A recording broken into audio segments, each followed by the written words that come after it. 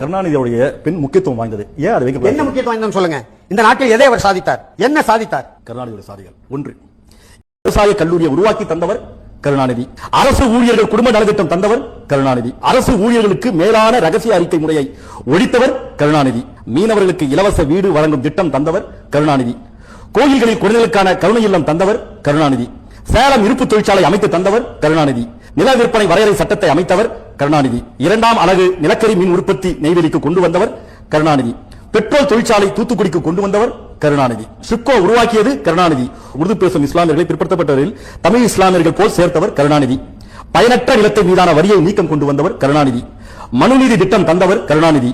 பூம்புகார் கப்பல் நிறுவனத்தை தந்தவர் கருணாநிதி. பசுமை புரட்சி திட்டத்தை தந்தவர் கருணாநிதி. கொங்கு வேளாளர் இனத்தை பிற்படுத்தப்பட்டவர்களிருந்து இணைத்தவர் கருணாநிதி.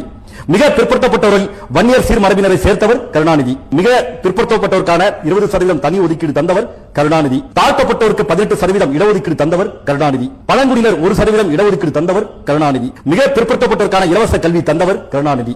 வருமான உச்ச வரம்புக்கு கீழ் உள்ள பிற்படுத்தப்பட்டவர்களுக்கு இலவச கல்வி, இளங்கலை பட்டப்படிப்பு வரை தந்தவர் கருணாநிதி. தாழ்த்தப்பட்டவர்களுக்கு இலவச கல்வி தந்தவர் கருணாநிதி. இந்தியாவிலே முதன்முறையாக விவசாயத்திற்கு இலவச மின்சாரம் தந்தவர் கருணாநிதி. இந்தியாவிலே சொந்த பொண்ணுக்கு சம உரிமை உள்ளது என சட்டமாக்கியது கருணாநிதி. Signing off. நான் உங்க பாலன். மேலும் பதிவுகளுக்கு நம்ம திராவிடன் டுடே யூடியூப் சேனலை சப்ஸ்கிரைப் பண்ணி வச்சுக்கோங்க. நாளைக்கு புதிய பதிவுடன் வரேன்.